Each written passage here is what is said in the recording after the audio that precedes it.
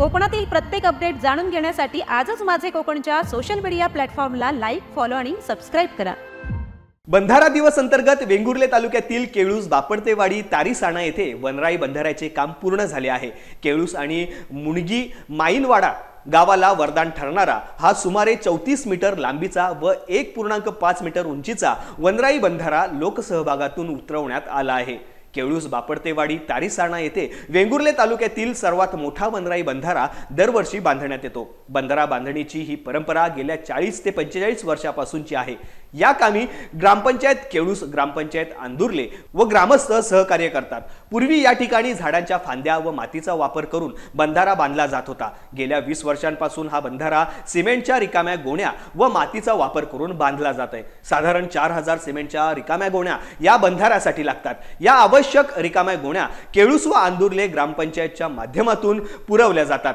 तर शेतकरी व सामाजिक कार्यकर्ते यांच्या माध्यमातून 60 ते 65 हजार रुपये लोकवर्गणी गोळा करून बंधारा बांधण्याचे नियोजन केले जाते। या बंधाऱ्याचा उपयोग केळूस भागातील शेतकऱ्यांच्या माड बागायतीला व उन्हाळी शेतीला होतो। साधारणतः बंधाऱ्याच्या दोन्ही बाजूला 1 किलोमीटर क्षेत्रापर्यंत पाण्याचा विस्तार होत असल्याने या भागातील माड बागायती शेतीसह पिण्याच्या पाण्याच्या विहिरींची पाणी पातळी सुद्धा मोठ्या प्रमाणात वाढण्यास मदत होते।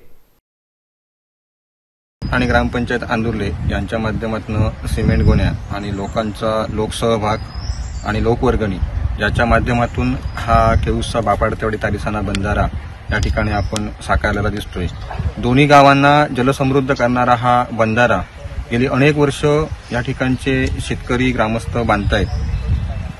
परंतु हल्ली हे शेतकरी बागायतदार आता त्यांच्या वयोमानात्वे वृद्धापकाळाकडे झुकत आहेत। त्यामुळे शासनाने या बंधाऱ्याची दखल घेऊन हा बंधारा पक्क्या स्वरूपाचा करावा, जेणेकरून इथल्या शेती बागायतदारांना याचा फायदा होईल। आज मोठ्या प्रमाणात क्षेत्र ओलिताखाली येते, त्याचप्रमाणे पाणी टंचाईसारखी समस्या आहे। याही समस्येला या बंधाऱ्याच्या माध्यमातून पूर्णविराम मिळतोय। त्याचप्रमाणे पशुपक्षी असतील, या ठिकाणची पाळीव जनावरं असतील, यांनाही या बंधाऱ्याचा फायदा होतोय। या भागात वेगवेगळे पक्षी या निमित्तानं दिसत आहेत, त्यामुळे पक्षी प्रेमींना सुद्धा ही पर्वणी उपलब्ध आहे आणि पर्यटकांना सुद्धा ही सुसंधी आहे। त्याचबरोबर प्रशासनाचे अधिकारी सुद्धा या बंधाऱ्यासाठी प्रयत्नशील आहेत। तर आमची या निमित्तानं एवढीच विनंती आहे, ज्याप्रमाणे सर्व वृत्तपत्र किंवा वृत्तवाहिन्यांनी जशी ह्या बंधाऱ्याची दखल घेतली, तशीच शासन प्रशासनाने याची दखल घेऊन हा बंधारा लवकरात लवकर पक्क्या स्वरूपाचा व्हावा, जेणेकरून ह्या लोकांचे, या ग्रामस्थांचे श्रम आणि वेळ वाचेल, हीच शासनाकडे अपेक्षा।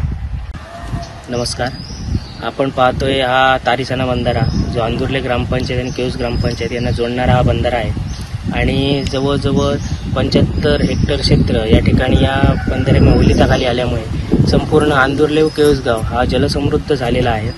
आणि या बंधाऱ्यामुळे हा बंधारा जवळजवळ 4000 सिमेंट पिशव्यांचा असून त्यातून लोकांच्या लोकसहभागातून आणि ग्रामपंचायतने पिशवे पुरवल्यामुळे हा बंधारा इथे आपल्याला पूर्णत्वास आलेला दिसतोय। आणि या बंधाऱ्याचा उपयोग जवळजवळ इथले सर्व बागायतदार जे शेतकरी आहेत तसेच वन्य प्राणी आहेत यांना मोठ्या प्रमाणात होतो। तसेच या बंधाऱ्यामुळे होणारी पाणी टंचाई या ठिकाणी याच्यासाठी फार मोठा उपयोग या बंधाऱ्याचा होत आहे। तसेच हा बंधारा पक्का होण्यासाठी आम्ही आमचे सन्माननीय आमदार सन्माननीय निलेशजी राणे साहेब यांच्या माध्यमातून हा पक्का बंधारा होण्यासाठी आम्ही प्रयत्नशील आहोत। कारण हा पक्का बंधारा झाल्यानंतर आमच्या शेतकऱ्यांचे श्रम आणि वेळ हे दोन्ही या ठिकाणी वाचणार आहे।